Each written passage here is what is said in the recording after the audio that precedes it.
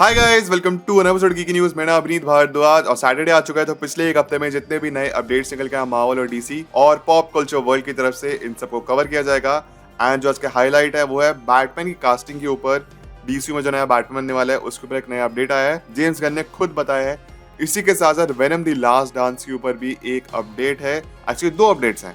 उसकी release date को लेके इंडिया में इसकी रिलीज डेट प्री है, मतलब पहले रिलीज होने वाली है। साथ साथ में उसके पोस्ट क्रेडिट सीन की ऊपर भी अपडेट है। टॉम हॉलैंड ने भी कुछ बताया अपनी तरफ से रॉबर्ट डाउनी जूनियर के रिटर्न के बारे में।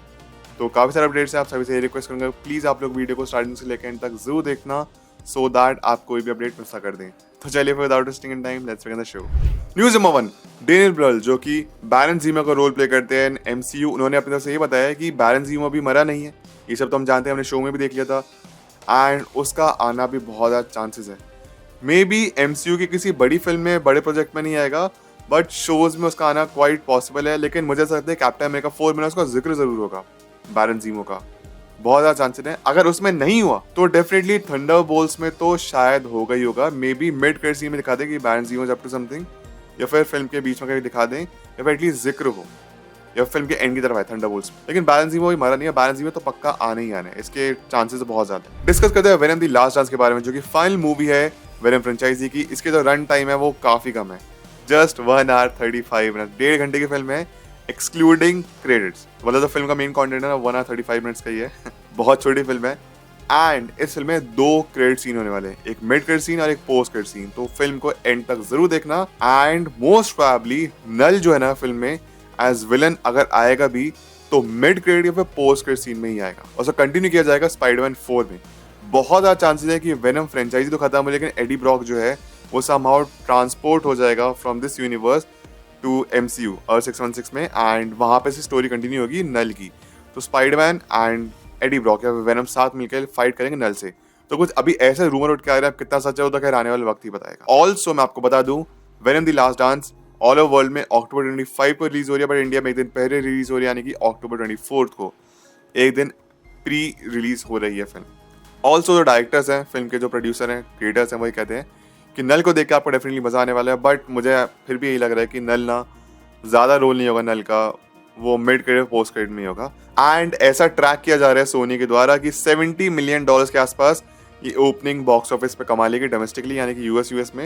एंड ऑल ओवर वर्ल्ड में कुछ 80 to 100 मिलियन डॉलर्स के बीच में, which is still a good amount. इसी के साथ साथ गाइस, अभी न्यूयॉर्क सिटी में फिलहाल कॉमिक कॉन चल रहा है, जहाँ पे कुछ नए नए पैनल्स भी, डीसी को भी पैनल होने वाले हैं अक्टूबर 19, जिसमें जेम्स गन की तरफ से कुछ नए रिवील करने वाले हैं।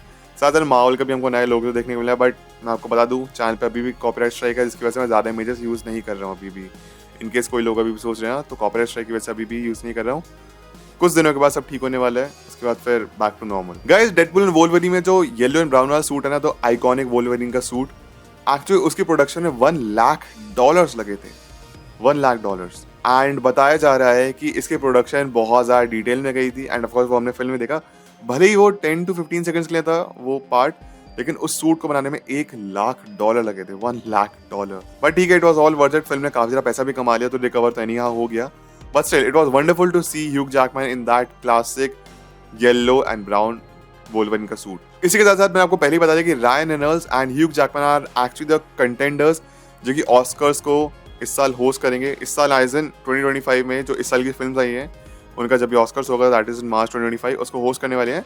एंड डेडपूल में वोल्वरिन अपने आप में एक आइकॉनिक जोड़ी है, एंड दोनों की केमिस्ट्री बहुत अच्छी है, Ryan Reynolds and Hugh Jackman की। तो अगर दोनों होस्ट करते हो तो मजा है। अब बात करते हैं डेयरडेविल बॉर्न अगेन सीरीज के बारे में। तो बताया जाए, इसका टीजर ट्रेलर के ऊपर एक अपडेट है। इसका टीजर ट्रेलर रिलीज होगा नवंबर में। जैसे शो अगाथा ऑल लॉन्ग खत्म होगा ना, इसी के साथ साथ हमको इसी के आसपास में हमको डेयरडेविल बॉर्न अगेन सीरीज का फर्स्ट टीजर ट्रेलर भी देखने को मिलेगा। कैप्टन अमेरिका 4 का एक प्रॉपर फुल फ्लेजेड ट्रेलर देखने को मिलेगा। And most probably Spiderman your friendly neighbourhood का भी हमको अपडेट मिलेगा। क्योंकि अक्सर ऐसा देखा गया है कि जब भी कोई शो खत्म होने वाला है, कोई प्रोजेक्ट खत्म होने वाला होता है, तभी मार्वल उसके आसपास नया प्रोजेक्ट अपना अनाउंस करता है। एंड जैसे मैंने अभी आपको बताया कि न्यूयॉर्क सिटी में फिलहाल कॉमिक कॉन चल रहा है, तो वहाँ पे डेयरडेविल का नया सूट कैसे होने वाला है, किंगपिन का नया सूट कैसे होने वाला है, ये भी डिस्प्ले किया गया। बट मैं अगेन अभी इमेजेस को यूज़ नहीं कर सकता। इंटरनेट पे इजीली अवेलेबल है, ट्विटर पे चल जाइए, इंस्टाग्राम पे हर किसी ने डाल रखा है, आप जाके चेकआउट कर सकते हैं। आई एम रियली सॉरी, और because of the copyright strikes अभी रिस्क ले सकता हूँ। अब बात करते गाइस स्पाइडरमैन से रिलेटेड। तो टॉम हॉलैंड ने यहाँ पे काइंड ऑफ हिंट दे रहा है। हमेशा देखा गया है कि जब भी कोई एक्टर किसी चीज़ के बारे में बात करना शुरू करते हैं ना सटल वे में, वो एक्चुअली कुछ फ्यूचर में होने वाला होता है। तो हमें टॉम हॉलैंड कहते हैं कि मैं चाहूंगा फ्यूचर में पीटर पार्कर ना मेंटोर करे माइल्स मोरालेस को, जिस तरीके से रॉबर्ट डाउनी जूनियर के आयरन मैन ने यहाँ पे मेंटोर किया था स्पाइडरमैन को। सिमिलरली वो भी चाहेंगे, मतलब टॉम हॉलैंड भी चाहते हैं कि पीटर पार्कर भी यहाँ पे मेंटोर करे माइल्स मोरालेस को and help that young kid to become the next Spiderman. And बहुत ज़्यादा चांसेस है गाइस, बहुत ज़्यादा चांसेस है कि may be after secret Wars, या फिर अगर सीक्रेट वॉर्स नहीं भी तो उसके बाद स्पाइडरमैन की एटलीस्ट 2 फिल्म्स और आएंगी। स्पाइडरमैन 4 के बाद 5 और 6 आ सकती हैं, may be not necessarily, but धीरे धीरे करके ना फोकस माइल्स मोरालेस पे जाएगा।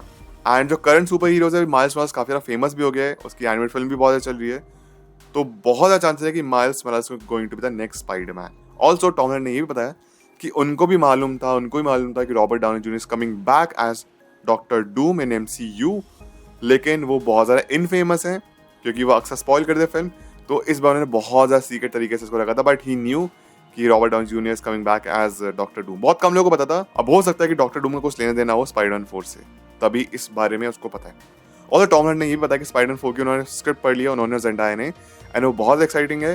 प्लस अभी उस स्क्रिप्ट में काफ़ी कुछ काम भी चल रहे हैं, कुछ नई नई चीज़ें ऐड भी होने वाली हैं, तो क्वाइट पॉसिबल कि ज़ेंडाया is coming back in the film. Guys the wild robot film फिलहाल रिसेंटली रिलीज हुई है, ऑल ओवर वर्ल्ड, इंडिया में रिलीज हो चुकी है, लेकिन आपको बता दें OTT पे भी ऑलरेडी आ चुकी है। इसने कुछ $200 मिलियन से कम ही कमाया, $178 मिलियन के आसपास कमाए हैं, ज़्यादा नहीं कमाए, but still a very cute nice film.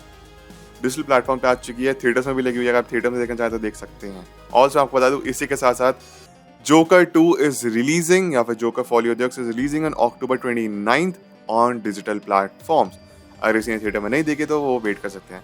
But मुझे आपने एक चीज़ डिस्कस करनी है कि आप लोगों का एक्चुअली ओपिनियन बताइए, अगर आप लोगों ने जोकर 2 देख लिए तो कैसी लगा आपको film? Was it really that bad जितना लोग उसको बोल रहे हैं, या जस्ट बिकॉज वो म्यूजिकल थी, लोगों को म्यूजिकल फिल्म पसंद नहीं है ज़्यादा, या फिर जोकर जैसी फिल्म एक्सपेक्ट नहीं कर सकते इसलिए खराब लगी है? Because as a film it wasn't that bad. आप मुझे अपना ओपिनियन बताइए कि जोकर 2 इतनी खराब नहीं थी, बिल्कुल भी खराब नहीं थी जितना उसको हेटेड मिल रहा है, बट अपना ओपिनियन प्लीज आप जरूर बताइए। Next news, invincible season 3 announce कर दिया गया, रिलीज ऑन 6 फरवरी, एंड ये भी बताया गया कि इस बार मिड सीजन ब्रेक पे नहीं जाएगा। जैसे सीजन 2 चला गया था ना, ब्रेक पे चला गया था, मिड सीजन ब्रेक पे सीजन 3 के साथ ऐसे होने वाला है, ये हर एपिसोड हर हफ्ते रिलीज हो गई होगा इसका। एंड गाइस, आज की जो फाइनल न्यूज है वो ये है कि एक्चुअली डीसी में काफी ज्यादा एक्सपेक्ट किया जा रहा था कि जो बैटमैन की एज होगी वो अपने मिड 40s में होगी, एंड ऐसे रूमर उठ रहे थे कि डीसीयू या फिर DC studios already is looking for actors in their mid 40s, but James Gunn ने इसको टोटली डिबंक कर दिया, ऐसा कुछ भी नहीं है। उन्होंने बोल दिया it is utter BS, it is utter BS। यहाँ पे बहुत ज़्यादा चांसेस भी हैं कि अभी एक्चुअली एक यंग बैटमैन को देखा जाएगा, मतलब यंग एज इन 35 to 40 के बीच में, मिड 40s में तो नहीं, क्योंकि अभी 35 to 40 के बीच में इसलिए देखा जाएगा ताकि वो लेगेसी को कैरी फॉरवर्ड कर सके, क्योंकि अभी जो बैटमैन आने वाला है ना डीसी को, वो लंबा चलेगा, 15 years at least, 10 to 15 years at least चलाने चलना है, क्योंकि इस बार जस्टिस लीग फिल्म वगैरह भी आएगी, बैटमैन की अपनी फिल्म आएगी Brave and the Bold, Batman की और फैंटास्टिकल फिल्म भी होंगी, और हाँ इसका रॉबर्ट पैटिंसन वाली बैटमैन से कुछ लेना देना नहीं होगा। All the Robert Pattinson himself is 38, but उनका जो बैटमैन है वो यंगर बैटमैन है, वो 30 या 31 के आसपास का है, तो उसको भूल जाइए, उसको कुछ लेना देना नहीं होगा। डीसीयू का जो बैटमैन होगा 35 से 40 के बीच में होगा, एंड इस बैटमैन को लंबा चलाने वाले हैं, तो इसलिए मिड 40s में कोई भी नहीं होगा एक्टर, एक यंगर एक्टर की तलाश है। इसलिए बहुत ज़्यादा चांसेस है कि ग्लेन पावल को मे भी एक्चुअली कास्ट कर लिया जाए। ही 35 अराउंड, बहुत यंग है वो, एंड अगर बैटमैन बनते हैं तो he would be able to carry the legacy quite for a long time. But आप बताइए, आप किसको बैटमैन देखना चाहेंगे इन डीसी में? अपनी फाइन कास्टिंग मुझे जरूर बताइए। एंड गाइस, यही पे आज की सारी खबरें खत्म हो जाती है। सो गाइस, ये थी आज की वीडियो, ये था आज का episode. I hope you enjoyed. आपके जो भी थॉट्स इस वीडियो से रिलेटेड हो जाकर प्लीज कमेंट करके जरूर बताइए। ये बताइए कि आप कौन से अपडेट को लेकर सबसे ज्यादा एक्साइट फील कर रहे हैं, और अगर आप सब मेरा इंस्टाग्राम में ट्विटर पर जुड़ना चाहते हैं, लिंक आपको डिस्क्रिप्शन बॉक्स में मिल जाएगा, नहीं तो मेरे यूजर नेम यहाँ पे लिखा आ रहा है, आप चाहे तो फॉलो कर सकते हैं। मिलते हैं आप सभी से अगली वीडियो में, ख्याल रखें। Always remember, you all are super heroes, life में अच्छा करिए, आगे बढ़िए। Thank you so much, take care, bye.